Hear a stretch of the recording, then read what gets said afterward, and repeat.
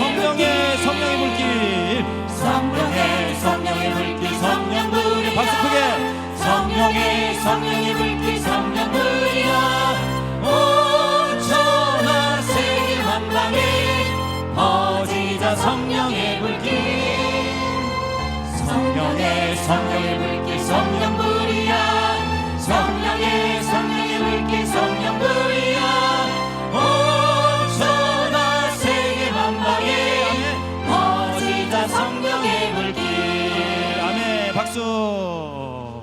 우리 함께 고백한 이 찬양처럼 주님의 사랑은 우리의 삶을 변화시킵니다. 믿으세요?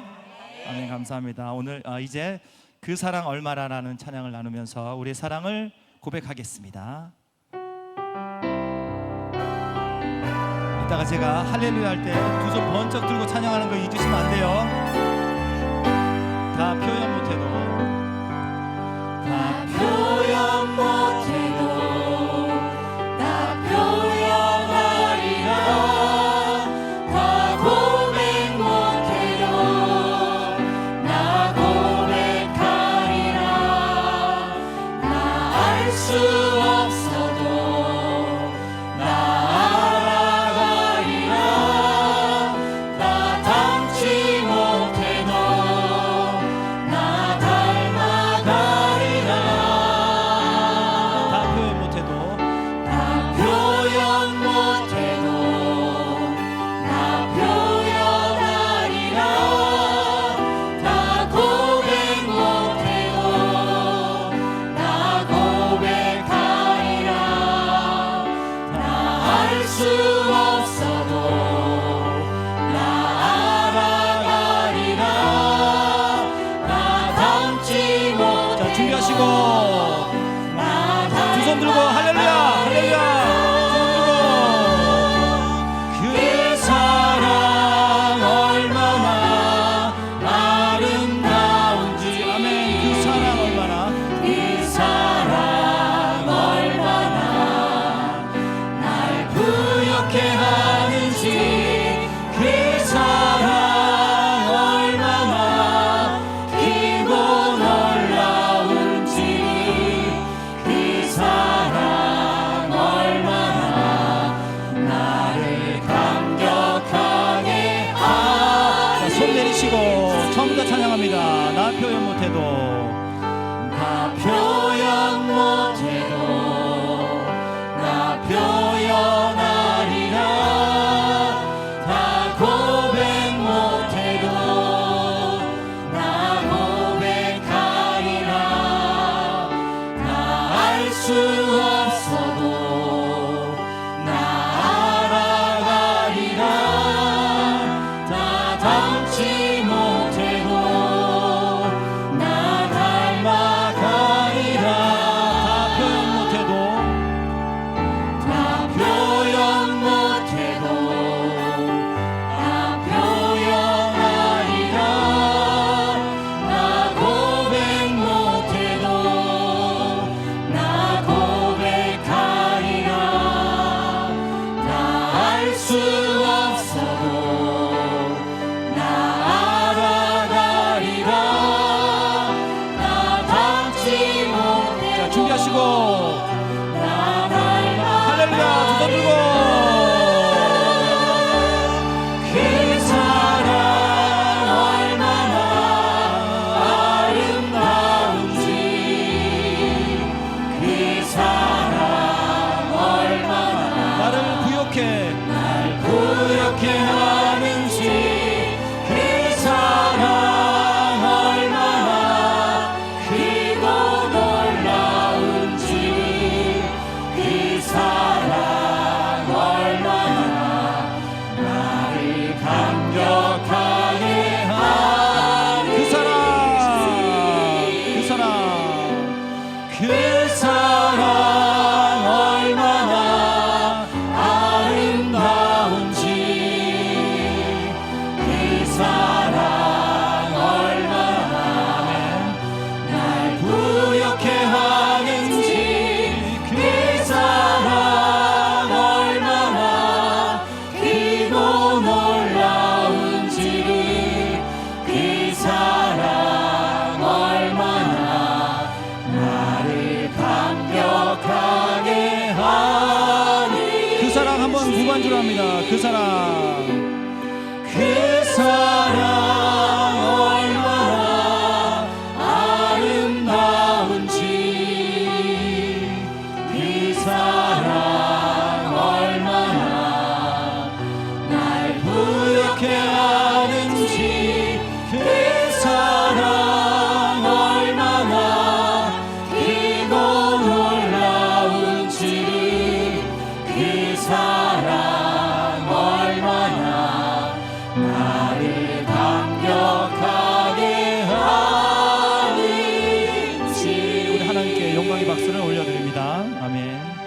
오늘 이 찬양을 통해서 우리 삶에 주님의 사랑이 흘러넘치기를 기도합니다. 아멘. 이제 예배를 위해서 우리 각자의 자리에서 조용히 묵상하면서 예배의 자리로 나아가겠습니다.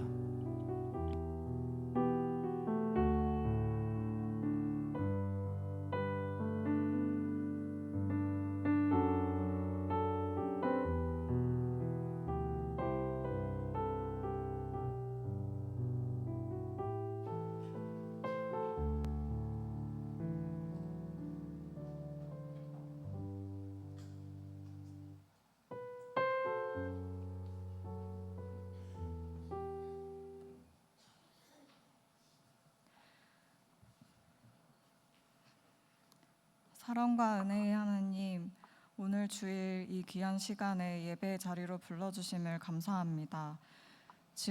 지난 한 주간 돌아보면 일상을 살아가면서 또다시 주님을 잊고 제 뜻과 방식대로 살았던 순간들이 많았습니다. 그로 인해 사람들에게 말로 상처를 주고 미워했던 마음들을 회개합니다. 용서하여 주세요. 이 시간 우리를 정결하게 씻어주시고 찬양 시작부터 말씀 끝나는 순간까지 이 예배가 온전히 주님께 집중하며 드리는 예배가 되게 해주세요. 가정의 달 5월을 맞아 가족과 부부의 대화라는 주제를 가지고 주님이 주신 말씀을 듣습니다. 주님, 세상의 많은 가정들이 대화가 단절되고 벽을 세운 채로 살아가고 있습니다.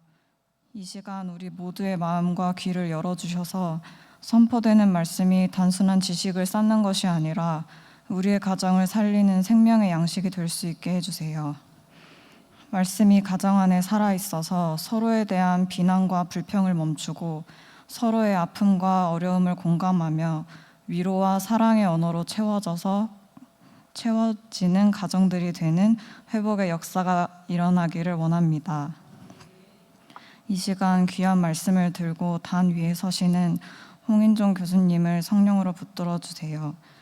영육 간의 강건함을 더하여 주시고 선포하시는 말씀이 우리 모두의 영적인 눈을 밝히는 은혜의 말씀이 되게 해주세요.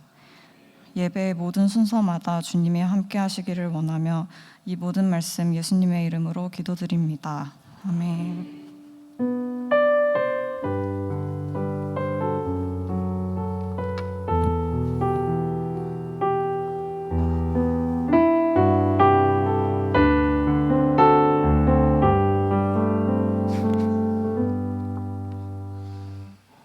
할렐루야. 우리 앞뒤 좌우로 인사하시겠습니다. 예수님의 사랑으로 축복합니다. 네. 식사 맛있게 하셨지요? 오늘 애참부에서 맛있는 식사 준비해 주셔서 감사하고, 또 오후 예배 우리 가정 특강 한다고 했는데 밖에는 사람들이 많이 있는 것 같은데 여기는 왜 이렇게 비었어요? 밖에 있는 사람들 좀 다 불러와야 되겠구만, 그렇죠? 이 자리에 나오셔서 함께 또 성경을 통해서 우리 가족 치료라는 여러 가지를 통하여서 가정에 대한 말씀들을 하나하나 배워가는 여러분들에게 구별된 은혜가 있기를 축복하고, 또 배운 것들을 실천할 수 있는 그러한 시간들 되기를 바랍니다.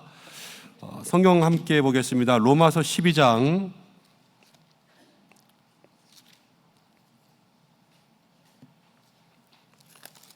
3절에서 4절입니다. 로마서 12장 3절에서 4절.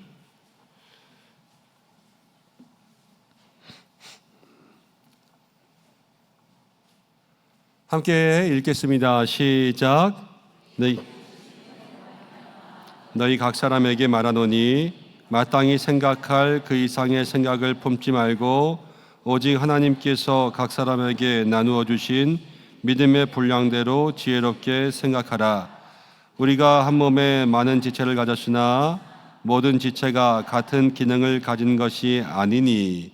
그리고 15절로 갑니다. 15절 함께 읽습니다. 시작. 즐거워하는 자들과 함께 즐거워하고 우는 자들과 함께 울라. 아멘. 이 시간에는 우리 장로회 신학대학교 홍인종 교수님 나오셔서 가정의 달 두 번째 특강 하실 텐데요. 가족 치료와 한몸된 가정과 교회라는 제목을 가지고 또 귀한 강의 들려주실 겁니다. 여러분 편안하게 들어오실 때 교재 다 받으셨죠? 네, 편안한 마음으로 함께 우리의 마음의 양식을 채우는 시간 되었으면 좋겠습니다. 우리 박수로 함께 환영하면서 교수님 모시겠습니다. 네.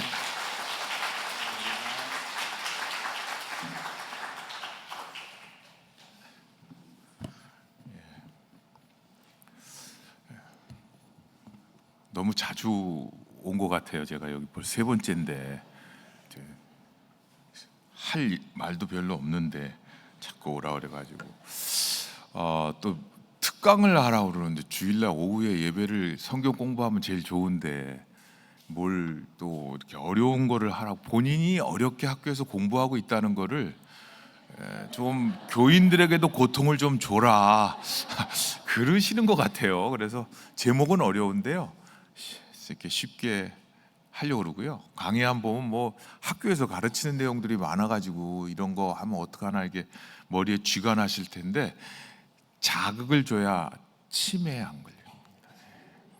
치매는 성경에 나오는 거 아시죠? 모세가 반석을 치매 물이 나왔다. 아재 개그도 잘 안 통하는구나. 그리고 여기 집사님은 뭐 고등학생을 집사님 세우시고 그러나 보죠, 이 교회는. 이렇게 젊은 집사님께서 감사합니다, 기도해 주셔서. 교회 표어가 주님은 나와 함께 하신다. 아주 어디 있어요 그림이? 뒤에 있나? 아주 그림이 너무 감동적이에요. 주님이 나와 함께 하시고 우리와 함께 하시고 가정과 함께 하시고 우리 교회와 함께 하시면 좋겠다, 그런 마음을 갖고 있죠. 저는 이제 상담을 가르치고 사람들을 만나면서 힘들어하는 사람들을 종종 보는데, 그들 중에 특별히 이거를 제가 하면은 막 나오는 거예요. 이렇게 제가 이렇게 애를 많이 쓴 거예요. 제가 교회 홈페이지 가서 캡처해다가 지금 만든 겁니다. 이 고통을 아시는 분만 웃으셨어요. 상담을 하면서 많이 듣는 내용들이 이런 말입니다. 나는 열심히 산 죄밖에 없습니다. 난 열심히 살았습니다. 내가 열심히 살았는데 왜 내 자식이 어렵고 내가 하는 일이 이렇게 어렵고 그리고 하는 일들이 잘 안 됩니까? 그렇게 말하는 분들을 종종 봤습니다. 24시간이 모자라서 잠도 안 자고 일하시다가 교회만 오면 잠이 오잖아요. 그죠? 너무 열심히 일하셔서 사랑하는 자에게 잠을 주시니까 잠을 주시면 자야죠. 근데 잠도 줄이고 엔잡러 직업도 여러 개 가지고 쉼도 없고 휴가도 없고 안식도 없고 열심히 사는데 왜 힘들까? 성경에 보면 이런 말씀이 있습니다. 다름질하기를 향방 없는 것 같이 아니하고 싸우기를 허공을 치는 것 같이 아니한다. 열심히 살고 열심히 뛰지만 잘못된 방향으로 뛰거나 속도는 빠른데 제 방향이 아닌 경우에, 우리가 열심히 사는데 무엇을 향해 살고 있고 무엇을 위해 분주하게 살고 있을까? 저는 경기 북부에 사는데요. 여기는 경기 동부라고 그래야 되나요? 여기 북부라고 그래야 되나요? 저희 시골에서 1호선 타고 오거든요. 1호선 타고 오면 제일 답답한 거 있죠. 여기서 또 타고 나가면 창동이라는 동네가 있는데 그 공사를 지금 한 10년 이상 하는 것 같아요. 최근에 뭐 좀 나아졌다 그러는데 제 아내가 1호선 타고 나오다가 4호선 타려고 탔는데 옛날 그 타는 데랑 달라졌어요. 그래갖고 바로 에스컬레이터 타고 올라와갖고 오시길래 그냥 탔더니 오남까지 왔다는 전설이 있어요. 교회 가는데 거꾸로 가가지고 그냥 자기는 성경을 열심히 외웠대요. 근데 자꾸 모르는 동네가 나오더라는 거예요. 이게 여기가 어딘가 했더니 오남까지 왔어요. 우리가 열심히 살아요. 그리고 열심히 뛰어요. 방향이 틀려요. 속도는 빠른데 우리가 만들어내는 양은 참 많은데 바른 방향으로 가고 있는가를 물어봐야 됩니다. 최근에 4년 동안의 통계를 보면 우리 아이들이 점점 힘들다 그래요. 어린아이들 경우에는 요즘에 ADHD, 발달장애, 언어장애, 틱장애, 집중력장애 이런 아이들이 많이 늘어났어요. 그래서 학교에 잘 적응하지도 못하고 때로는 언어 치료 이런 치료들을 받는 아이들이 많아요. 그래서 부모들이 그 치료 받는데 쓰는 돈이 엄청나게 많이 들어요. 그런데 그거는 10대 이전의 아이들에게 주로 나타나는 현상들이고 10대에 접어들면서 더 많이 나타나는 건 뭐냐 하면 아이들이 우울증, 13살, 14살, 15살짜리가 우울증, 적응장애, 불안장애 그런 아이들이 얼마나 늘었냐면 지난 4년간 76.6%가 늘었다. 어른들만 힘든 게 아니고 아이들도 이 땅에서 살아가는 게 점점 힘들어지고 있어요. 제일 좋은 데가 어디냐? 이 오남. 이렇게 밖을 보면 산이 보이고 이렇게 땅을 밟고 다니고 아이들이 교회에서 뛰놀고 이런 데서 자라나야 되는데 안 그렇죠? 그러다 보니까 사람들이 이제는 뭐를 하냐면 개를 낳아서 개가 사 전부 다 외로워가지고 이제 가이들을 키워요. 가이. 예수님도 가이 사라에 가셨잖아요. 가이. 예, 성경 얘기를 하셔야 조금 이렇게 잠이 안 오시는 거예요. 반려동물이라고 얘기를 해요. 팸족. 이 반려동물이 패밀리, 가족이라는 거죠. 그러면서 사람들이 왜 그렇게 사는가? 가족이다. 반려동물도 가족이다가 75.3% 함께 살고 있기 때문이고, 그리고 정서적 안정을 취하고 외로움을 달랠 수 있기 때문이다. 그래요. 사람들은 점점 외로워져 가고 있고요. 아이들, 어른들 포함해서 전부 다 힘든 세월을 보내고 있고, 그런데 모두 다 열심히 살고 있는데 힘들어요. 그럼 가정의 미래는 어떻게 될 건가? 어떻게 알아요? 우리가 AI한테 가서 물어봐야죠. AI 물어보면요, 가정의 미래는 더욱 다양하고 유연한 형태로 변화될 거다. 가족의 전통적인 개념이 바뀔 거다. 그럼에도 불구하고 정서적 안정과 가치는 계속 유지될 거다. 건강과 행복한 가정, 우리는 여기에 있어야 행복하다는 생각이 가득 차 있잖아요, 그죠? 안 그렇구나. 저는 좀 그래요. 그래서 학생들이 상담하러 왔을 때 어떨 때는 돈 좀 많이 있으면 좋겠다 그런 생각이 들 때가 있어요. 돈벼락 확 주면은 얘 문제가 해결될 것 같아. 그래서 제가 로또를 샀잖아요. 로또도 성경에 있는 거 알죠? 로또 함께 가니라. 로또. 여기 뭐 아재개가 하면 이게 다 되네. 근데 또 교수가 그 신학교 교수와 목사가 가서 사면 안 되니까 조교시켰죠. 야, 가서 하나 사와라.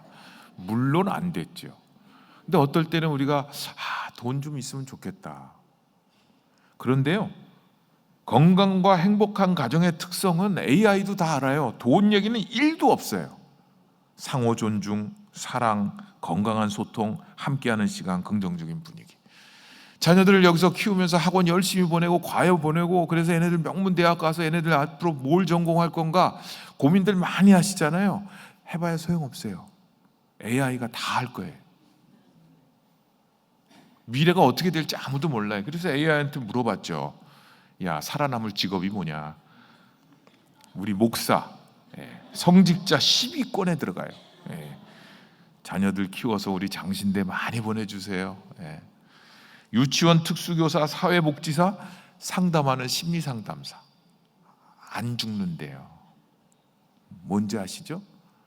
사람들의 마음을 돌보고 영혼을 돌보고 그리고 그들의 심리 돌봄을 하는 사람들, 정신 고통을 다루는 사람들, 공감하는 사람들, 사회복지사, 정서적 지원을 하는 사람들, 이런 사람들은 AI가 모든 직업을 다 가져가도 끝끝내 살아남는다는 거예요.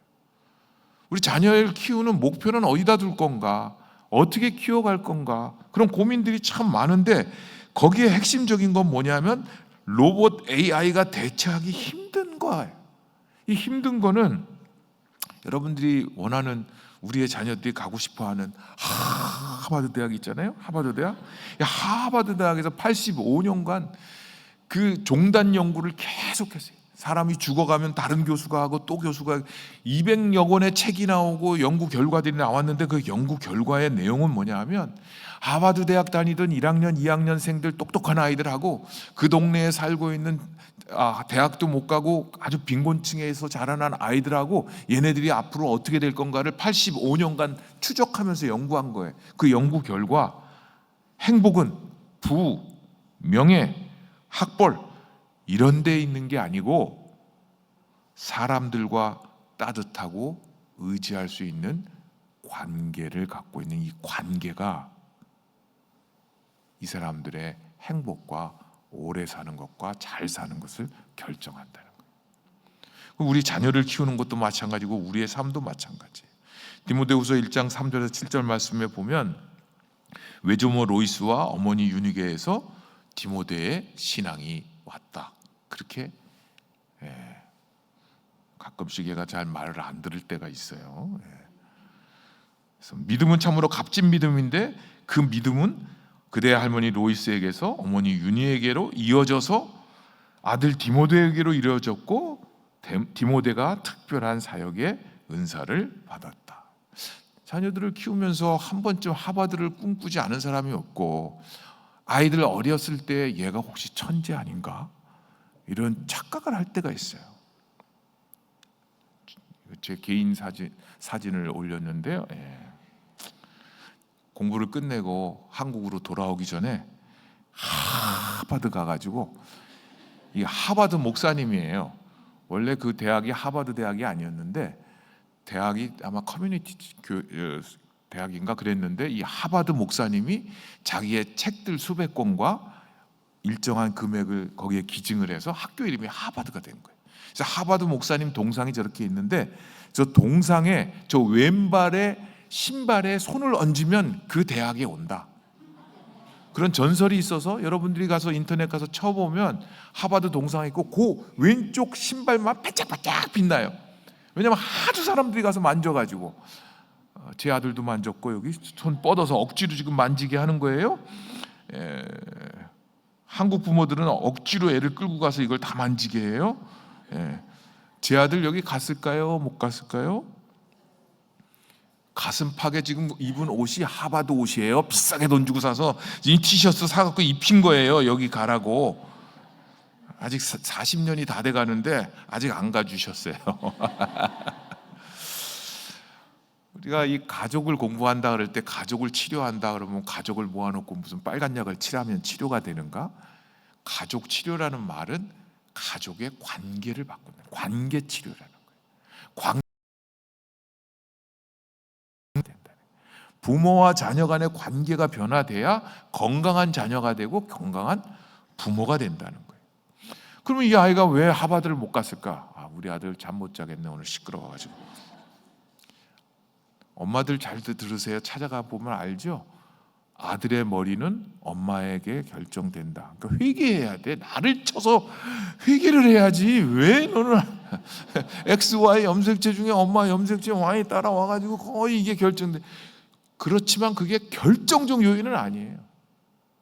그것이 부모, 아버지, 어머니와의 가정 환경, 부모 환경과의 상호 관계를 통해서 그게 발현이 되느냐 안 되느냐지 그것이 결정적인 게 아닌 거예요.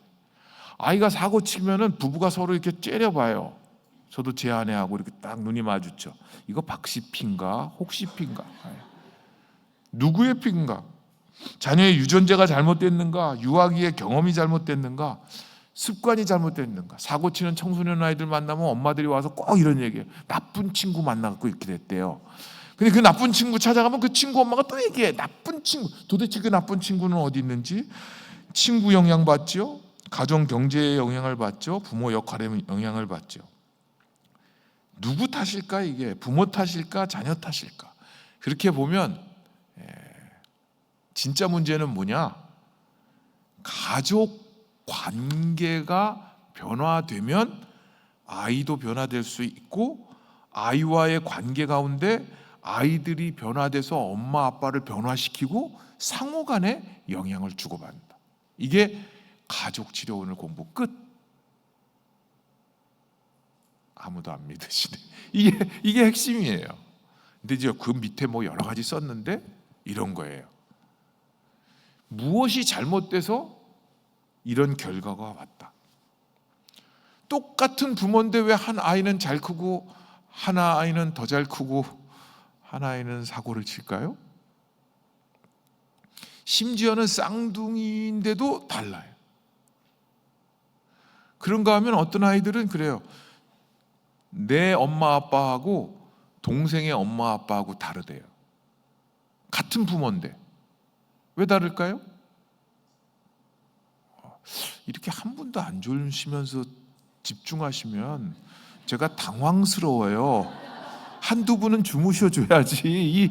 이 오후 시간에 왜 안 주무시는 거예요? 눈 너무 크게 뜨지 마시고 이렇게 힘을 쭉 빼시면 슬슬 잠이 와요. 좀 주무시면서. 자녀를 2명 이상 키운 사람들은 알아요. 첫째 아이 키울 때하고 둘째 아이 키울 때가 다르다는 걸. 첫째 아이 키울 때는 힘도 들고 직장도 안정이 안 돼 있고 초보 부모라 어떻게 키워야 될지 잘 모르고 시행착오 많이 하고 애가 아프면 막 병원 뛰어가고 난리가 나요. 그런데 지금은 뭐 다 이게 디지털로 찍지만 옛날에 사진기로 찍은 걸 보면요, 첫째 아이 사진첩은 이따시와 두껍고요, 둘째는 요거밖에 안. 첫째는 이렇게 두꺼운 이유는 그가 눈 뜬 날부터 시작해서 뒤집은 날, 긴 날, 선 날, 이게 다 역사고 기록이고 새 옷 입혀서 다 기록을. 둘째는요 찬밥이에요. 그런 거 뭐 뒤집으면 뒤집었나 보다, 아프면 아픈가 보다. 애가 열이 올라오면 바로 이머전시로 막 병원에 가는데 둘째는 열 오르면 옷 벗기고 그냥 찬물로 닦아주고 타이란을 먹여주고 안 가 병원에. 왜 뭐 한두 번 속은 게 아니니까. 예. 첫째 아이 기를 때 둘째 아이 기를 때 부모가 달라지는 거예요. 그래서 부모의 성장에 따라서 아이와의 관계도 달라지는 거죠. 그래서 예전에는 이게 원인이 있어서 지금 이런 결과가 왔다는 치료가 개인 치료예요. 어떤 사람을 고치기 위해서는 이 사람의 원인이 어디 있는가. 부모한테 학대를 받아서 얘가 문제가 잘못됐다. 얘가 어렸을 때 결핍이 많아서 문제가 이렇게 됐다. 그래서 이 사람의 원인이 무엇이고 문제가 무엇이고 그 문제를 진단을 하면 그 개인을 고치면 되는 거예요. 근데 가족은 개인 치료랑은 달라요. 왜 부부가 이렇게 싸웁니까? 남편이 매일 술 퍼먹고 들어와요. 그래서 싸운다는 거예요. 남편은 뭐라고 그러냐면 맨날 잔소리해서 내가 술을 먹는다는, 짜증이 나게. 누가 잘못했을까요? 술 퍼먹으니까 잔소리하고 잔소리하니까 술 퍼먹고, 이거를 지금 반복적으로 계속해갖고 하나의 패턴이 된 거예요. 누구의 시점에서부터 보느냐에 따라서 이게 원인이 무엇이고 결과가 무엇인지를 잘 몰라요. 가족을 치료한다, 관계를 치료한다는 것은 순환적 인과론이라고 그러는데, 아이의 행동은 부모에게 영향을 미치고 부모는 아이에게 어떻게 대응할 것인가에게 영향을 주고, 이게 상호 영향을 반복적으로 주고받는 것. 그래서 전통적인 개인 치료는 부모가 자녀를 결정한다는 거예요. 그래서 예전에 이런 말이 많이 있었어요. 문제 아이 뒤에는 문제 부모가 있다. 맞습니까? 틀립니까?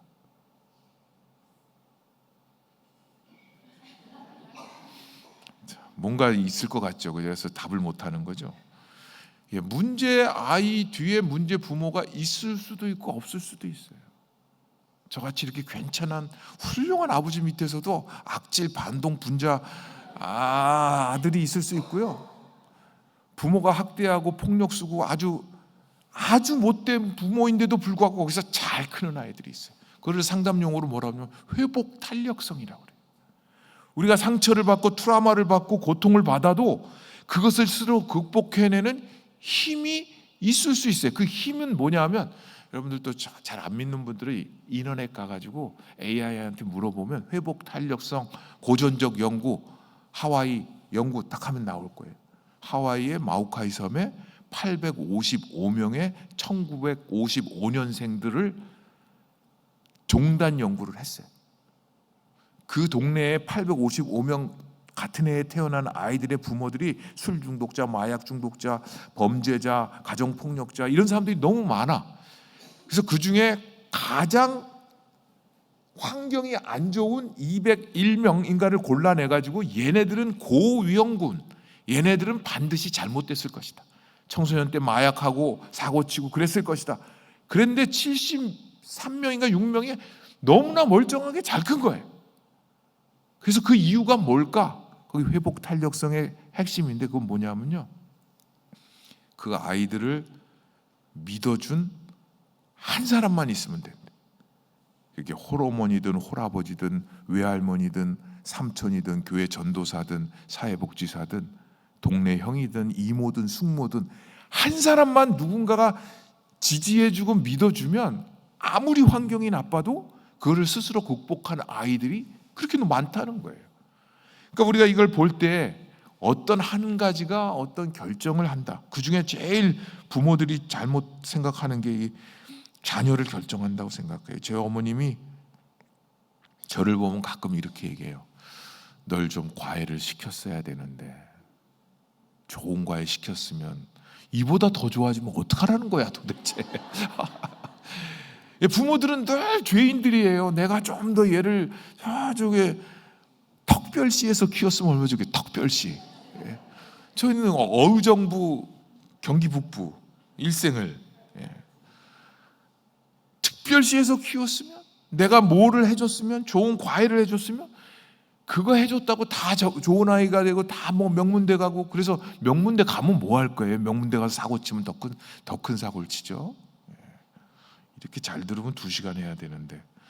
그래서 부모가 자녀들에게 영향을 미치는 가장 좋은 자리에 있지만 부모가 결정적인 것은 아니다. 그래서 우리는 늘 내 탓하고 네 탓하면서 분노하거나 또는 우울해하거나 그래요. 가족을 치료한다, 관계를 치료한다는 것은 힘의 방향이 양쪽으로 같이 가는 거예요. 고집센 아이는 고집센 부모를 만들고, 부모가 고집을 부리면 부릴수록 아이는 더 고집을 부리는 거예요. 이거는 같이 상호 영향을 주는 거지 한쪽만 영향을 주는 게 아닌 거죠. 그래서 이 가족의 관계를 바뀐다는 것은 부모가 오늘 너무 길게 하면 오늘 굉장히 힘드셨잖아요, 그죠? 자, 서로 영향을 주고 받는다는 거.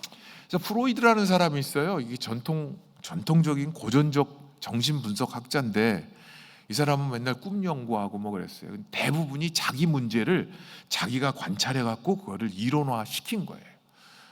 그런데 그 중에 하나가 뭐냐면 이 5세 한스라는 아이가 꿈을 자다가 말에게 물리는 꿈을 꿔요. 근데 이게 아버지를 말로 생각하고 엄마를 놓고선 아버지와 싸운다고 생각을 하고, 그래서 그런 것들이 이제 그가 만들어낸 이상한 말, 오디푸스 컴플렉스, 거세불안 이런 얘기들을 하면서 무슨 얘기를 하냐면, 그러면 아버지하고 관계를 바꾸면 되는 게 아니냐. 그건 절대 안 된다는 거예요. 전통적인 개인을 치료하는 방식은 너의 내면을 치료해라. 그래서 너의 원인을 치료하면 그 문제는 해결될 것이다. 그렇게 생각했어요. 그래서 그림을 보면 이제 이런 그림이 있어요. 잠 하나도 안 오죠. 뭐가 자꾸 그냥 자려고 그러면 자꾸 그림 바꾸고 그래가지고요. 자녀에게 지나친 간섭하는 어머니가 있어요. 그래서 문제 행동을 나타내는 자녀가 있어요. 아버지는 계속 무관심해요. 아버지가 무관심하면 할수록 어머니가 더 많은 관여를 해요. 우리말에 그런 말이 있잖아요. 뭐 애들이 좋은 대학 가려면 할아버지의 다 외우셨네. 할아버지가 이게 많아야 되고, 아버지는 무관심해야 되고, 엄마는 정보력이 있어야 되고, 애가 공부 안 해주면 뭐 어떻게 가. 그런데 실제로는 아버지를 뭐라고 표현하냐면, 아버지를 산타크로스 아버지, 그런 표현을 쓸 때가 있어요. 애들하고 놀아주지도 않고, 돈 벌어오나 힘드니까 피곤하고, 근데 애들 보면 미안해. 그래서 용돈 막 주고 애들이 먹을 거 사다 주고 그래. 그럼 나쁜 거 역할은 누가 다 하냐? 엄마가 다 해. 밥 먹어라, 공부해라, 학원 가라, 나쁜 놈아. 너는 네 아버지 닮지 마라. 계속 그래. 그러니까 엄마는 점점 악역을 하고 아버지는 아이에게 계속 인정을 받아요. 왜? 아무 말도 안 하니까. 그리고 아내한테 도리어 화를 내. 애 좀 잡지 마라. 애 힘들게 하지 마라. 그 자기가 보든지 자기는 한 번도 안 봐. 그래서 이런 사이클을 계속 그리는 이 사이클을 바꿔야 가족의 관계가 변화되고 가족이 치료된다. 이렇게 잘 들으면 학교에서는 이렇게 안 듣는데 왜 이렇게 잘 듣는 거야? 그래서 우리는 종종 그런 생각을 할 때가 많이 있습니다. 부모는 가해자고 자녀는 피해자인가? 자신의 자녀가 나타내는 문제 행동을 잘 다루지 못한다는 그런 자책감이 아버지의 자신감을 위축시키고 있고 자녀 역시 이 가정의 문제의 어떤 원인을 제공하고 있다. 이렇게 본다면 어머니가 자녀를 희생자로 만들었다고 비난하는 것으로 자녀의 행동 원인을 설정할 사람은 없을 것이다. 중요한 점은 원인과 결과를 말하는 것이 아니라 생활 체계 안에서 발생하는 과정, 즉 서로가 서로에게 영향을 주고받는 것이다. 그래서 우리에게 영향을 주고받는 게 그럼 뭐가 있는가? 영향을 주고받는 게 여러 가지가 있습니다. 지금은 시험때가 지났죠. 이제 애들 중간고사, 애들 교회나 집안의 행사나 이 모든 게 아이의 시험에 맞춰져 있어요. 그래서 애가 고3짜리 집에서는 아버지는 TV도 못 봐. 아이가 중간고사 본다 그러면 온 집안이 다 영향을 받죠. 그래서 우리가 영향을 주는 게 아이하고 나하고 가족 간에 영향을 주고받지만 아버지의 직장하고 아이하고 영향이 있어요. 아버지가 직장에서 쫓겨나면 경제적으로 어려워지고 가정생활이 어려워져. 근데 아이는 학교를 다녀. 학교가 어려워지면 시험을 보면 이게 가족에게 영향을 미쳐. 그 영향을 미칠 뿐만 아니라 우리가 이사를 가면 이사 환경이 바뀌고 교회를 옮기면 교회의 환경이 있고 그리고 우리가 살고 있는 이 사회의 가치 문화들이 우리에게 영향을 줘요. 그러니까 한 개인은 다른 사람과의 관계뿐만 아니라 그가 속해 있는 가정이 있고 그가 다니는 교회, 직장, 일터, 회사 그리고 학교 이런 것들이 다 영향을 주고 그리고 우리 시대의 사람들이 어떤 생각을 갖고 사는가 그 문화, 가치 이게 한 개인에게 영향을 주고 아이들에게 영향을 줘요. 요즘 아이들이 왜 결혼을 안 할까요? 안 하는 게 아니라 못 하는 거죠. 오늘도 교회 가다가 오늘 아들 딸 다 죽이네 그냥. 에이 딸내미가 왜 나 같은 나는 가진 거 지금 아무것도 없는데 내가 시집을 갈 수 있겠냐? 그 생각이 틀려 먹었다. 니네 엄마 아빠는 그러면 돈 있어서 결혼했냐? 아무것도 없이 그냥 부모한테 얹혀 살았는데 그건 틀린 거예요. 왜냐하면 요즘 아이들은 그들이 보는 게 달라요. 걔네들은 태어났을 때 이미 선진국이에요. 우리나라가. 여러분 우리나라 선진국 아닌 것 같죠? 힘들죠. 나만 힘들죠. 일본 잘 사는 것 같죠? 일본도요 우리나라랑 비슷하게 환율이 미국이랑 비슷해요. 우리가 달러랑 하는 거는 일본이 더 싸죠 막. 그래서 자꾸 일본들 가는 거예요. 일본의 최저임금이 우리보다 낮아요. 몰랐죠? 알으셨나 보다. 도쿄만 우리보다 비싸요. 일본은 지역별로 최저임금이 좀씩 달라요. 도쿄만 우리 최저임금 우리보다 높고요. 나머지는 우리보다 다 낮아요. 무슨 얘기냐 하면 아이들이 보고 있는 눈이 달라지는 거예요. 6월 달에는 우리의 월드컵이 있어요. 아무도 관심이 없어요. 홍명보 때문에. 우리 홍씨 때문에 아주 화가 나 죽겠어요. 이 사람들이 왜 이렇게 화가 날까요? 옛날에는 그냥 거기 본선에 나가서 1등 하는 것만 해도 대단했는데 우리나라에서 할 때 4강에 올라간 거예요. 4강에 올라갔을 뿐만 아니라 이제는 세계의 모든 경기를 라이브로 그것도 제가 자라날 때는 차범근 얘기하면 굉장히 오래된 연식이죠. 유럽에서 분데스리가 뛸 때 그거를 40분, 50분짜리로 편집을 해갖고요. 흑백을 대한항공으로 싣고 와서 일주일 후에 녹화 방송 틀어줬어요. 월요일 날 밤 11시에. 근데 그 방송이란 거는 카메라 대여섯 개가 찍어. 지금은 36개, 72개가 드론까지 띄워가지고 위에서 다 비춰갖고 이게 4321 작전이냐 무슨 작전이 국민들이 축구를 조금 좋아하는 국민들은 다 국가대표 감독급이에요. 급이. 그리고 세계적인 선수들 뛰는 걸 다 봤어. 그 눈이 너무 높아. 그 기준에서 보니까 마음에 안 차는 거예요. 하나도 안 차. 아이들이 시작이 그런 거예요. 누구는 코인해 갖고 지금 어떻게 해서 집을 어디다 구했고 시작이 어딘데 나는 어떻게 시작하는 거야? 결혼 장벽도 높아요. 결혼 비용도 많이 들어요.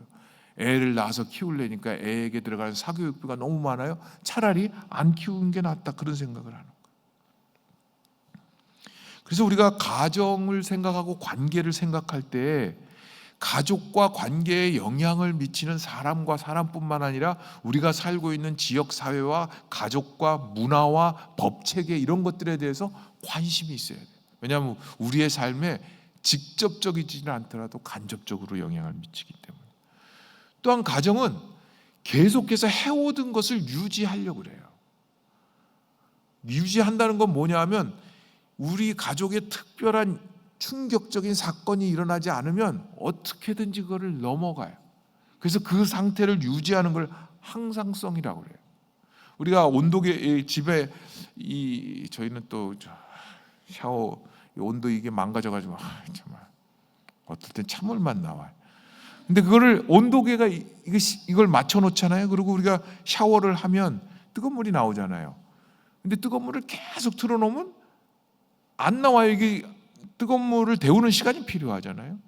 그런데 집에다가 에어컨을 틀어놓으면 22도에 맞추면 24도, 25도 올라가면 이 에어컨이 돌아가죠. 그래서 다운시켜요.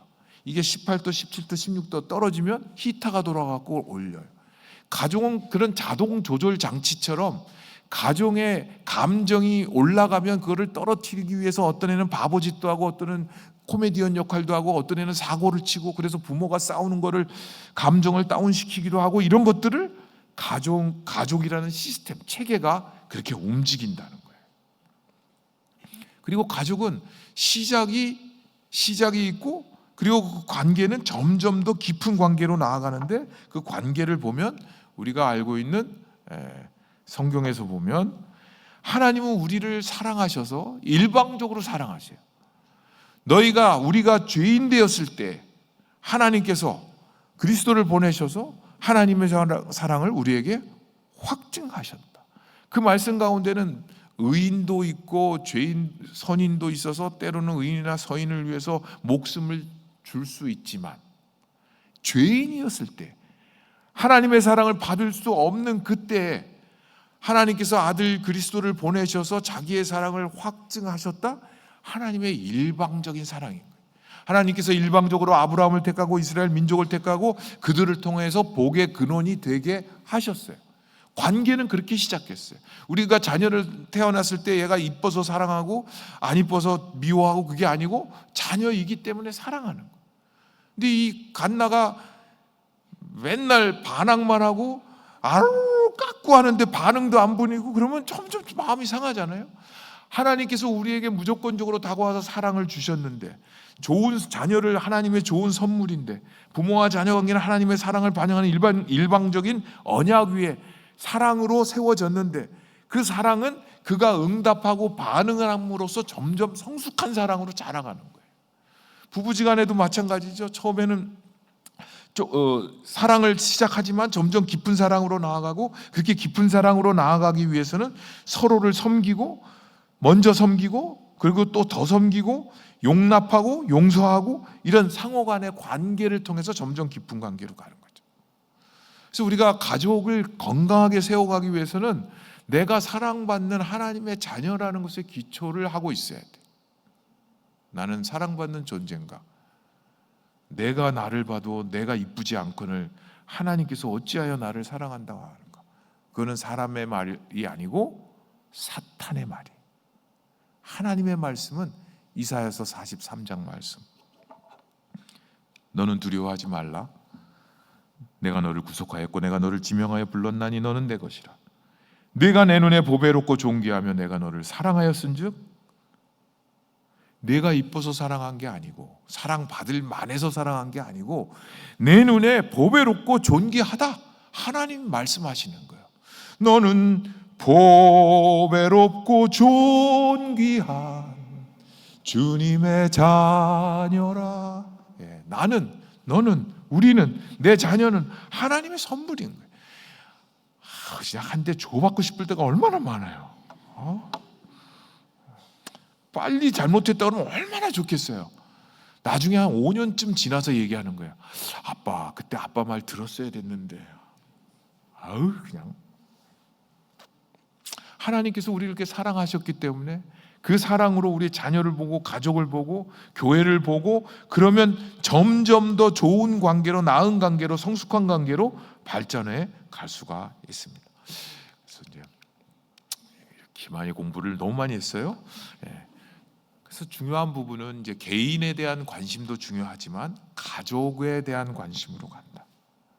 그리고 사람이 갖고 있는 문제는 문제가 아니고 내가 힘들다는 것을 나타내는 증상들이에요. 아이들이 틱 장애를 하죠. 틱틱 이렇게 불안한 거예요. 아이가 뭐를 붙들고 애착하죠. 그걸 못 놓으려고 그러죠. 왜 그래요? 마음 불안하니까. 그 불안한 거는 불안해서 애가 그걸 갖고 있는 것은 그 증상이 필요하다는 거예요. 그리고 그게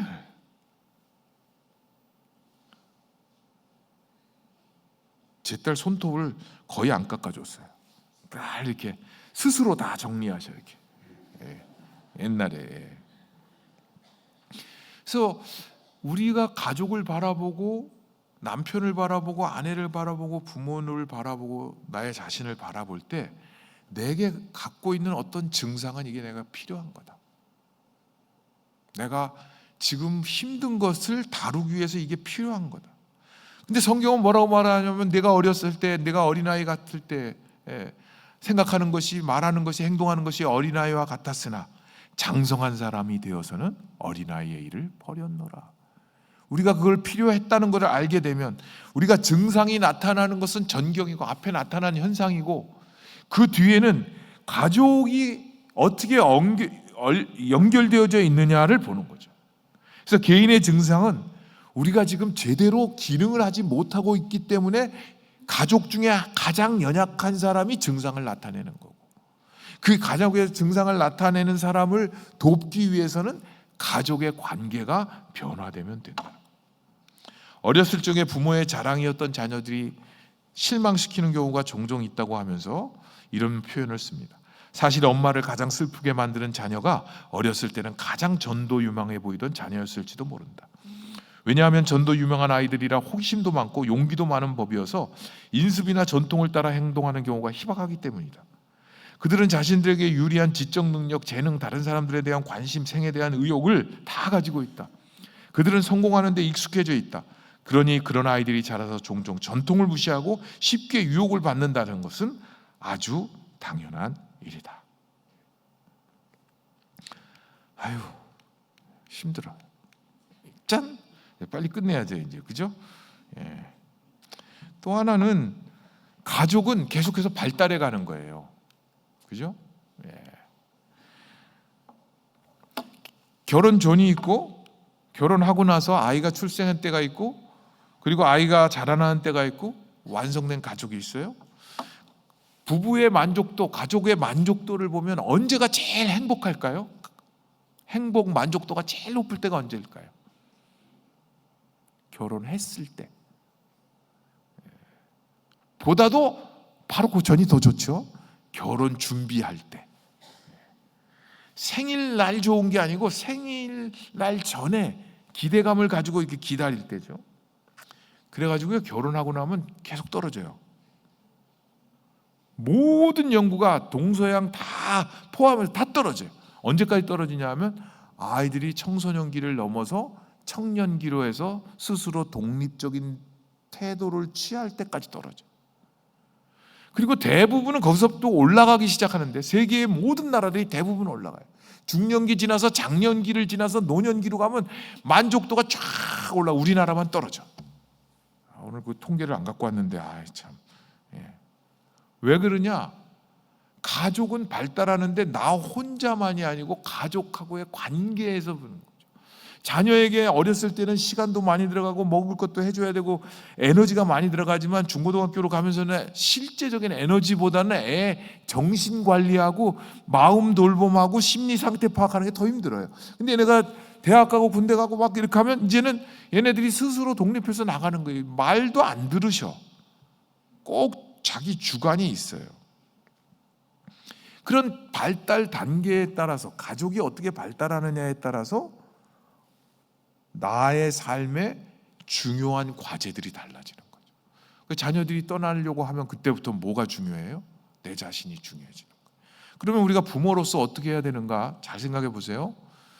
비행기를 타거나 또 전철에 불이 났을 때 어떻게 해야 되는지 그 요령을 가르쳐 주잖아요. 지하철에서 갑자기 화재가 났다. 그럼 막 뛰어가 가지고 그 화재 경보기를 누르고 거기에 화재 마스크 이런 거를 찾아서 어떻게 하라고 그래요? 너부터 써라. 너부터 써라죠. 비행기에서 문제가 생겨갖고 산소 마스크 떨어지면 애부터 씌워라? No. 나부터 써라. 내가 숨 쉬고 내가 정신이 멀쩡해야 내 아이도 돌보고 내 부모도 돌보고 가족도 돌보는 거예요. 어느 날 아이하고 연락해가 열심히 뛰고 정신없이 살다가 어느 날 보니까 이제 아이들에 대해서 내가 시간 뺏기는 게 없어, 내 삶의 여유가 조금 생기고 그때가 내 자신을 돌아보는 순간이 좀 온 거잖아요.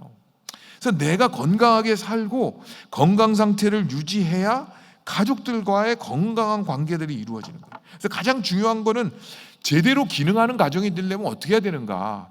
두 가지입니다. 가족의 응집성, 가족의 적응성, 이 두 가지의 핵심은 가족의 의사소통입니다. 이것도 제미나이한테 가서 물어가지고 그림을 그리라고 그래서 얘가 어디로 가는 거니 너? 다 보여드렸네. 죄송합니다. 다 왔어요 끝에까지. 예. 예. 이게 에미나이가 그린 거예요. 제미나이가. 예. 가족이 잘 기능하는 가족이 있고 잘 기능 못하는 가족이 있는 거예요. 정상 비정상이 아니라 홀부모로 아이를 키울 수도 있고 가족의 형태는 달라졌을지 몰라도 강한 가정, 건강한 가정이 있고 힘든 역기능적인 가족이 있는 거예요. 개인들이 서로 뭉치기를 필요할 때는 친밀함을 가지고 뭉치면서도 외부에서 자극이 들어올 때는 그것에 대처하는 유연성을 갖고 있어요. 그렇게 하려면 상황을 정확하게 파악하는 명확한 지각과 정확한 의사소통을 하는 거예요. 엄마가 원하는 게 뭐고 아빠가 원하는 게 뭐고 내가 원하는 게 뭐고 우리가 기대하는 게 뭔지를 명확하게 알고 있고 우리 집안에서 아들이 하는 역할, 엄마가 하는 역할, 아버지가 하는 역할, 때로는 그 역할이 바꿔서 할 수 있을지 몰라도 누가 무슨 역할을 한다는 게 분명하게 공유되는 가정들이 건강한 가정. 그래서 이제 질문을 한번 해보죠. 건강한 부모가 건강한 자녀를 만든다. 맞습니까? 틀립니까? 네, 맞죠? 문제 부모가 문제 자녀를 만든다. 네, 일부 맞죠? 건강한 부모에게서 문제 자녀가 나온다. 네, 건강한 부모 밑에서도 문제 자녀가 나올 수 있죠. 문제 부모에게서 건강한 자녀가 나온다. 아까 연락에 제가 설명했죠. 회복력. 예. 우리가 갖고 있는 거는 다른 생각을 갖고 있는 거예요. 근데 인간은 단순히 환경의 영향을 받고 결정되지 않는다. 상호작용을 한다. 자녀는 부모에 의해서 결정되어지는 그런 존재가 아니고 부모와 자녀가 서로 영향을 주고받는 관계다. 부모 자녀 관계에 대한 이해는 좀 더 큰 체계를 이해해야 된다. 부모와 자녀를 포함하는 가족 문제의 치료는 부모 자녀 상호 관계에 초점을 맞추어야 한다. 그리고 희망의 하나님을 우리가 신뢰할 수 있다면 가족은 하나님의 좋은 선물이고 따라서 변화에 대한 희망을 여전히 가질 수 있다. 여호와의 말씀입니다. 너희를 향한 내 생각은 내가 하나니 평안이 아니요 재앙이 아니요 평안이라. 너희에게 미래와 희망을 주는 것이다. 아멘. 예. 정말 하나님 왜 이러세요? 이런 질문이 나올 때 그래, 이게 재앙이 아니고 하나님께서 내게 주시려고 하는 건 평안이고 미래와 희망을 주는 것이다. 예레미야 29장 11절, 12절, 13절 말씀. 너희가 내게 부르짖으며 내게 와서 기도하면 내가 너희들의 기도를 들을 것이요 너희가 온 마음으로 나를 구하면 나를 찾을 것이요 나를 만나리라. 아멘. 예레미야 29장 11절 13절 말씀입니다. 그래서 질문에 대한 답, 문제 부모에게서 건강한 자녀로 자랄 수 있고 건강한 부모에게서 문제 자녀로서 자랄 수도 있다. 그래서 우리가 이 관계 치료, 부부 치료, 가족 치료를 한다. 그러면 부모는 완전한 부모가 될 필요가 없어요. 완전하지도 않아요. 자녀들이 다 알아요. 충분히 괜찮은 부모. 제 딸이 또 오늘도 시비 거는 거예요. 아침에 교회 가는데 아빠 상담자 맞아? 그래서 제가 그랬어요. 너랑 대화할 때는 내가 상담자가 아니고 네 애비다. 애비가 언제나 객관적이고 이성적이고 남한테 돈 받고 상담하는 것처럼 그런 상담자가 아니고 너하고 나하고는 엄마 아빠의 관계고 엄마 아빠 자녀의 관계이기 때문에 그냥 아빠로서 때로는 화가 나고 어떨 땐 짜증이 나고 어떨 때는 우울하고 어떨 때는 어쩌야 할 줄 모른다.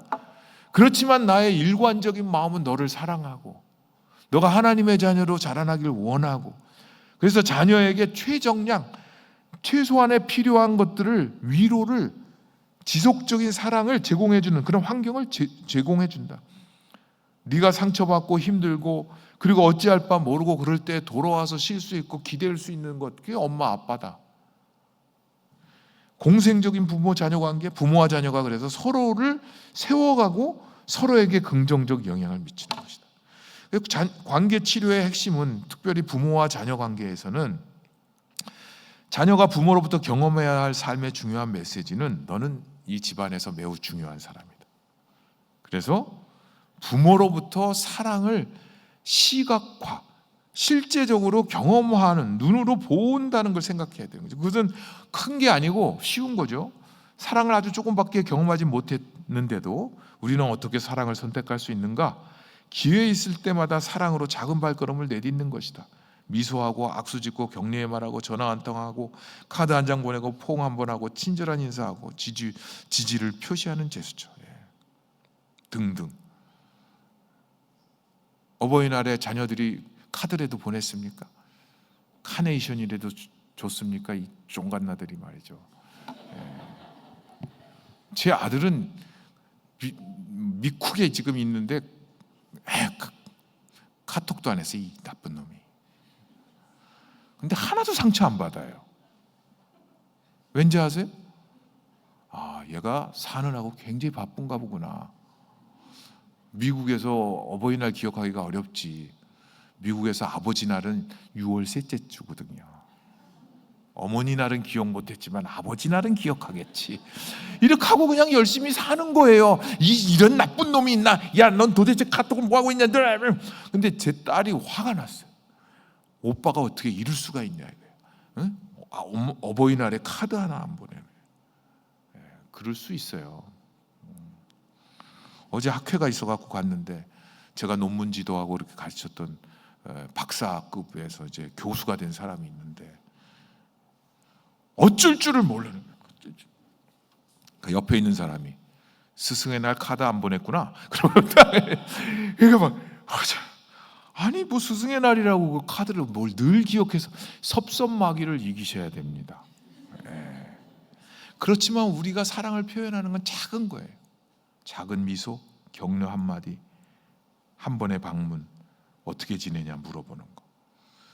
이회수 작가가 쓴 어록 중에 사랑에는 물음표가 있어도 괜찮다, 느낌표가 있어도 괜찮다 그런 시가 있어요. 그래서 제가 제미나이 가서 에미나이한테 그림으로 예쁘게 그리는데 봄날로 분홍색이 들어가게 해가지고 가족으로 이렇게 그려라 이렇게 그려놨어요. 돈 안 내고 그냥 구글에 가갖고 에미나이에게 명령했더니 이렇게 주는 거예요. 자녀들이 때로는 또는 우리가 신앙생활하면서 하나님 앞에 물음표가 생길 때가 있어요. 하나님 정말 나 사랑하세요? 하나님 정말 나를 사랑하시는군요. 느낌표. 하나님 사랑하셔요? 요? 약간 의심? 컴마? 다양한 질문이 있지만 그럼에도 불구하고 사랑의 마침표는 없다. 하나님은 우리를 향해서 끊임없이 사랑하고 계시고 가족의 관계도 그런 것이다.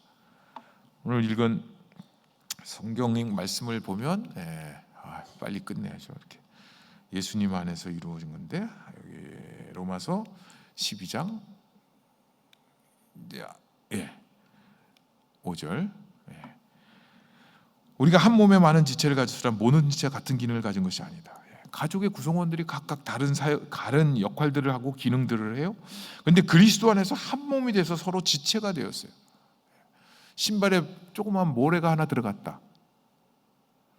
그 모래 하나가 신발에서 내 발가락을 건드려 가지고 온 정신이 거기에 집중돼요. 그거를 털어내기 전까지는 편하지가 않아요. 내 손도 머리도 다 편하지만 발가락 하나가 왜 한 몸으로 서로 연결되어져 있기 때문이죠. 하나님께서 한 몸에 많은 지체를 주셨고 가족 간에 서로 지체가 되게 했어요. 그리고 지체가 각각 다른 기능을 가지고 있어요. 각기 다른 지체가 각각 다른 기능을 하지만 그리스도 안에서 한 몸이 돼서 서로 지체가 됐어요. 한 몸 된 가정, 부모는, 교회는 어떤 증거를 갖고 있는가? 즐거워하는 자들과 함께 즐거워하고 함께 우는 자들과 함께 운다. 제가 이렇게 젊어 보이는 이유는 이렇게 다 갈아엎었어요.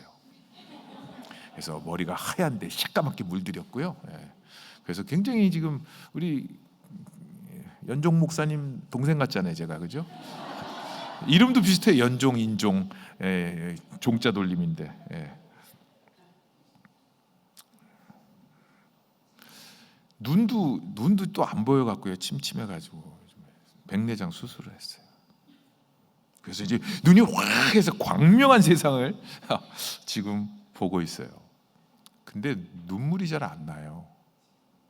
약을 넣기 전에 눈물이 참 많았는데 눈물이 안 뻑뻑해. 내가 눈물이 메말랐다 그러면 회개해야 돼요. 드라마 볼 때는 눈물 잘 나는데 왜 슬픈 장면을 보면 눈물이 나지 않을까? 오늘 하나님의 말씀은 그렇게 말씀합니다. 고린도전서 12장 25절 27절 보면요, 몸 가운데서 분쟁이 없고 오직 여러 지체가 서로 같이 돌보게 하셨느니라. 서로 돌보고요. 만일 한 지체가 고통을 받으면 모든 지체가 함께 고통을 받고 한 지체가 영광을 얻으면 모든 지체가 함께 즐거워하느니라. 너희는 그리스도의 몸이요 지체의 각 부분이에요. 전철 타면은 여기까지 오려면 뭐 앉아서 오시잖아요, 그죠? 노원 지나서 거기까지는 서서 오죠. 저희 1호선도요 연천까지 가기 때문에 앉기가 쉽지가 않아요.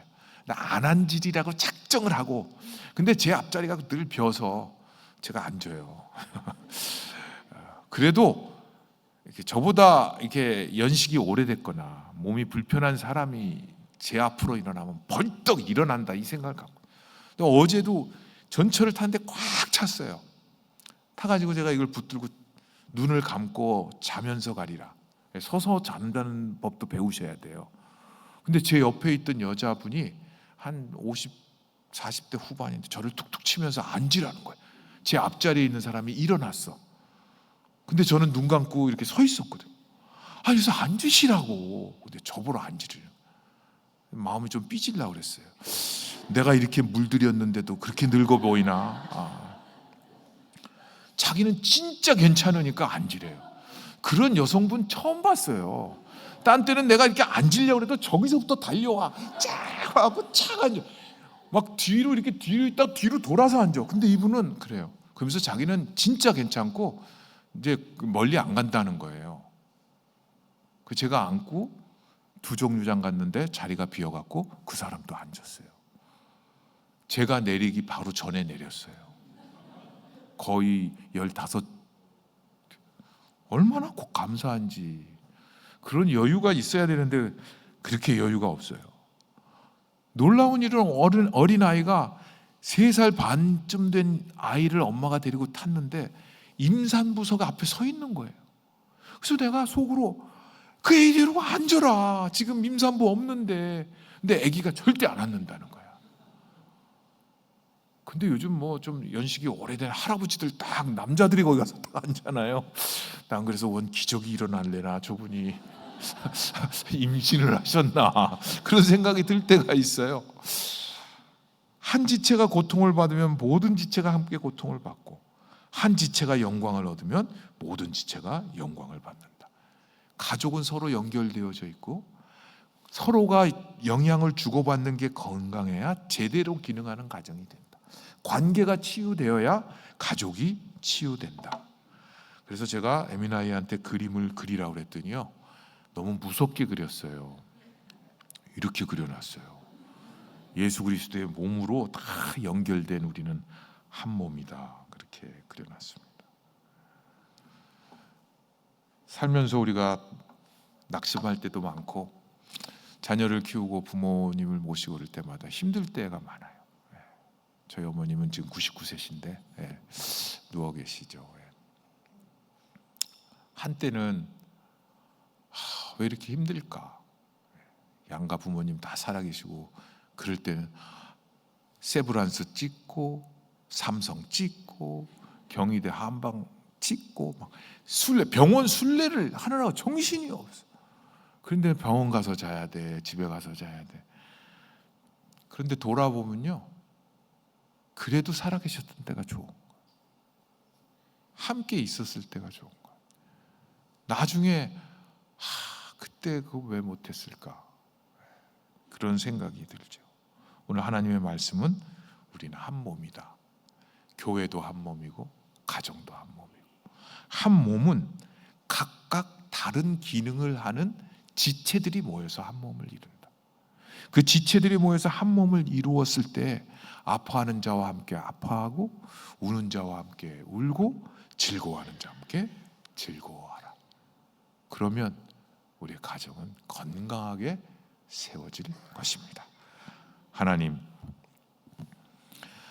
우리에게 가정의 달을 주시고 가정을 돌아볼 수 있게 하여 주심을 감사합니다. 우리는 연약하고 힘도 없고 무능하고 부족하지만 하나님께서 우리를 택하시고 사랑하신다 말씀하셨사오니 하나님께서 우리에게 주신 그 사랑 가지고 주님의 몸된 교회를 사랑하고 우리의 가족을 사랑하며 하나님 기뻐하시는 공동체 한 몸을 이루어가게 하여 주시옵소서. 예수님 이름으로 기도합니다. 아멘.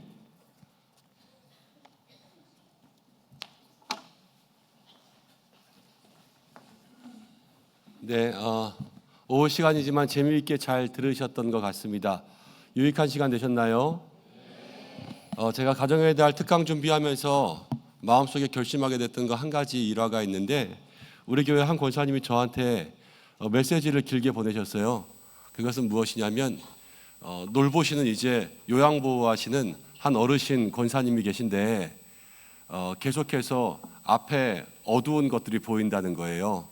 그래서 기도하고 같이 기도하고 손 붙잡고 찬송하고, 그래서 영적 권세를 가지고 자꾸만 싸워 이기려고 해도 그게 없어지지 않는 거죠. 그러니까는 마음 가운데 어떻게 했어요? 계속 옆에서 기도하는데 계속 막 이상한 것들이 보인다 그러고 어두운 것들이 보인다고 하니까 나의 마음도 불안해지잖아요. 같이 기도하고 있는데 이 집에 있으면 되는 건가 아닌가. 그래서 저한테 한번 이렇게 메시지를 보내주셨습니다. 제가 그때 그분에게 전화를 드려서 그런 얘기했어요. 제가 목사라서 이런 말을 하기가 조금 조심스럽기는 하지만 그분이 알츠하이머라서 매일 알츠하이머 약을 먹고 있냐.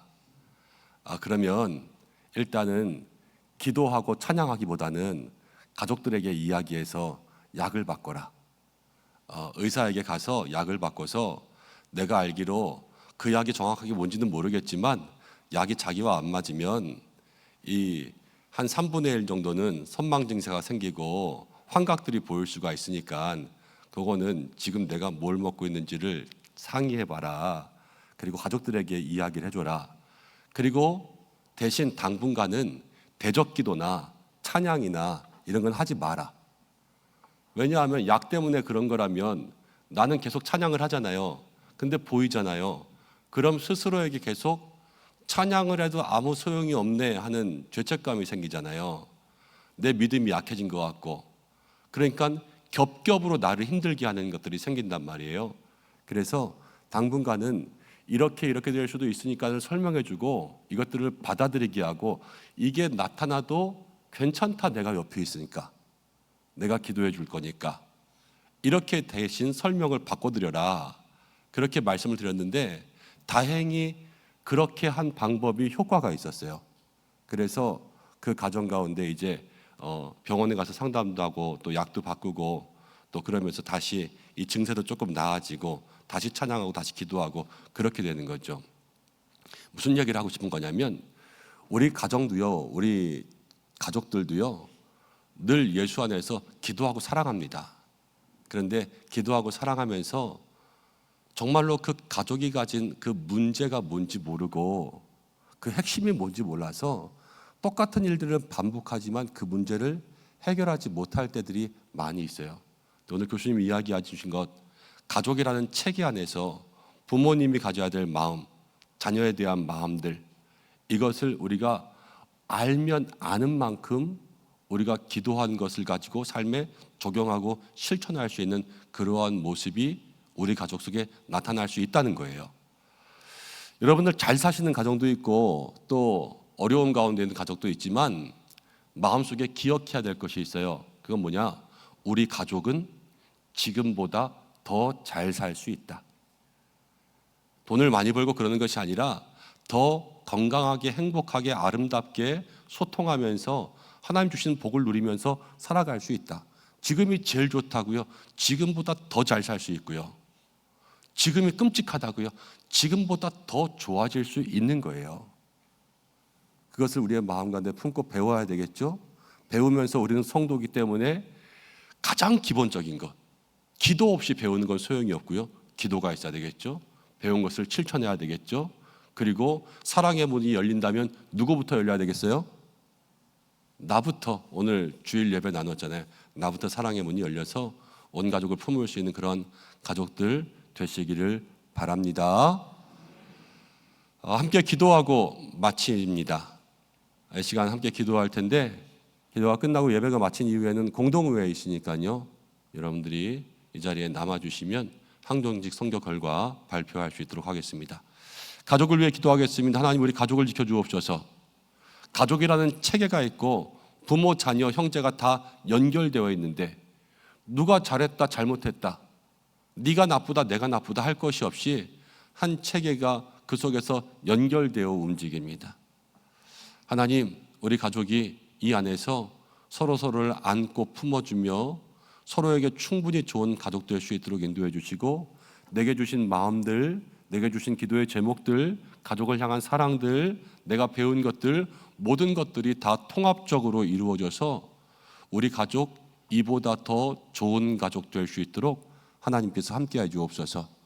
그리고 오늘 귀한 강의해 주셨습니다. 우리 홍인종 교수님, 또 학교에서는 은퇴하셨지만 계속 강의하고 계시는데요, 끝까지 좋은 강의로 또 제자들, 또 교회에 좋은 가르침 줄 수 있도록, 또 가정과 자녀들을 복되게 해주시고 건강 주시도록 우리 시간 가운데 마음 모아 함께 기도하는 시간 갖겠습니다. 기도하겠습니다.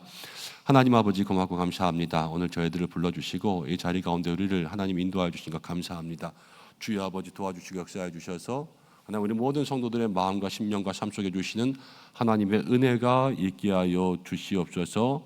아버지, 배운 것이 들은 것으로만 그치는 것이 아니라 우리의 마음과 심령을 통하여서 하나님께서 배운 것들을 실천하고 또 우리의 마음과 심령 속에 주시는 은혜들을 내가 먼저 채우고 예수 그리스도의 십자가를 가지고 우리 모든 가족이 한 지체이고 한 공동체인데, 하나님, 슬퍼하는 가족, 아픔 가운데 있는 가족, 상처받은 모든 가족들을 마음 가운데 품으며 그들을 내 아픔처럼 여기며 먼저 사랑의 문을 열고 마음의 문을 열고 온 가족을 품으며 나아갈 수 있는 우리 모든 성도들 되게 해 주시고, 부모의 자리에서, 형제의 자리에서, 자녀의 자리에서 하나님 내게 주신 믿음의 아름다운 모습 가지고 살아갈 수 있도록 인도해 주시고, 우리 가족이 이보다 더 좋은 회복과 사랑을 꿈꾸며 나갈 수 있도록 인도하여 주시기를 간절히 원합니다. 기도가 멈춰지지 않게 하시고 소망 잃지 않게 하시고 하나님 낙심하거나 절망하지 않게 하시고 하나님께서 우리를 붙들어 주시는 마음과 사랑 가지고 나아갈 수 있도록 인도하여 주시기를 간절히 원하오니 하나님 우리 은성교회 모든 성도들 가정마다 하나님 역사하여 주시옵소서. 가정의 달을 통하여서 하나님 영적인 은혜, 영적 권세, 하나님 주시는 놀라운 하늘의 사랑이 가정 가운데 채워지는 믿음의 그릇을 낼 수 있도록 역사하여 주시고 악한 사단 마귀의 것은 떠나가게 하여 주시고 가정을 괴롭히고 붙들고 있는 모든 죄의 사슬들, 악한 사슬들은 끊어지게 하여 주시고 예수 그리스도의 사랑이 가정 가운데 넘치게 하여 주옵소서. 세우신 하나님 홍인종 교수님 주께서 붙들어 주셔서 영육간의 강건함 도하여 주시고 후학들을 가르치실 때마다 하나님 그 가르침 가운데 힘이 있고 능력 있게 하시고 배운 모든 사람들을 통하여서 열매가 나타날 수 있도록 인도하시고 가정과 자녀들을 붙들어 주시옵소서. 하나님 고마우신 아버지 하나님 감사합니다. 하나님께서 우리에게 가정이라는 공동체를 주셨습니다. 하나님이 창조하셨다고 성경 가운데 이야기하고 늘 가정의 달 통하여서 가족사랑을 이야기하지만 하나님이 실제로 살아가는 우리들의 삶의 현장은 때로는 큰 소리가 많고 잔소리가 많고 마음에 원망이 있고 그래서 불화가 있고 다툼이 있을 때가 많습니다. 우리의 모든 삶 행복하고자 결혼했지만 살면서 행복의 수준들이 떨어질 때들도 경험하게 됩니다. 하나님 그래서 우리들에게 오늘 말씀하시고 또 이러한 시간들 통하여서 계속해서 깨우쳐 주시는 줄 믿습니다. 주님 주신 말씀, 이 성경의 말씀은 가정이 하나님의 사랑을 담는 가장 아름다운 공동체가 되어야 되는데 우리들의 죄의 모습들, 타락의 모습들은 그 하나님의 본성을 다 담지 못하여 연약하고 부족한 그릇이라 하나님 힘들고 어려워하지만 그러나 이 가정의 달 특강을 통하여서 하나하나 배움이 있게 하시고 오늘보다 내일이 내일보다 모레가 우리의 가정이 더 좋아지는 가정들 될 수 있도록 인도하여 주시고 날이 갈수록 우리 모든 믿음의 성도들 예수 그리스도를 닮아가며 하나님 완벽하지 않아도 서로에게 충분히 좋은 가족들이 되어서 마음에 안정을 주고 서로를 위로하고 바라보면 그 눈에서 사랑이 떨어지는 아름다운 귀한 가정으로 살아갈 수 있도록 인도해 주시고 하나님 있고 없고의 문제가 아니라 풍족하고 부족하고의 문제가 아니라 우리의 모든 관계 속에서 진정 사랑을 느끼는 모든 믿음의 가족들이 될 수 있도록 은성 가족들을 주께서 축복하여 주옵소서. 노년의 부모님들 힘주시고 중년의 부부들에게 믿음의 대화가 있게 하시고 청장년들 하나님 힘주셔서 저들의 분주한 삶 속에 하나님 역사하여 주시고 청년의 때에 창조자 하나님을 만나며 세상은 M4라고 하지만 그러나 주님 붙잡으면 승리할 줄로 믿사오니 함께 하시며 우리의 학생들 명철과 지혜 주셔서 학업이 그들에게 짐이 되는 것이 아니라 사명을 따라가는 기쁨 되게 하시고 어린 자녀들 충분한 부모의 사랑을 받아 저들의 모든 발달 단계 성장 연령에 따라서 고루 주시는 하나님의 햇빛 같은 은혜가 임하는 가정 되게 하여 주옵소서. 오늘 우리 홍인정 교수님 보내주셔서 감사합니다. 또 귀한 가르침 오랫동안 머릿속에 남고 우리 가운데 실천하고 적용할 수 있는 것들을 따라갈 수 있도록 인도하여 주시고 날마다 교수님에게 힘주시고 건강 주시고 가정을 지켜주시옵소서. 공동회로 진행합니다. 항존직 선거하였는데 하나님 결과 발표하는 시간입니다.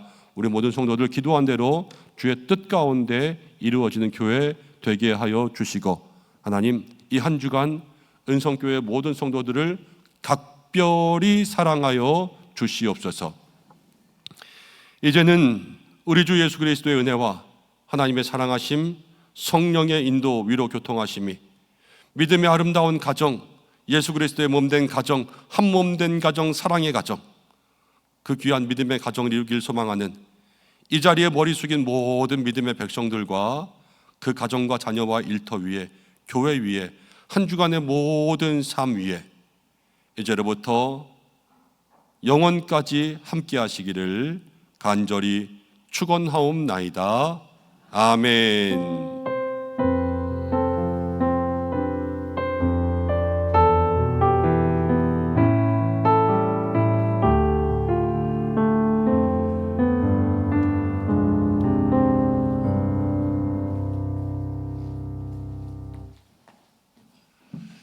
자, 우리 교수님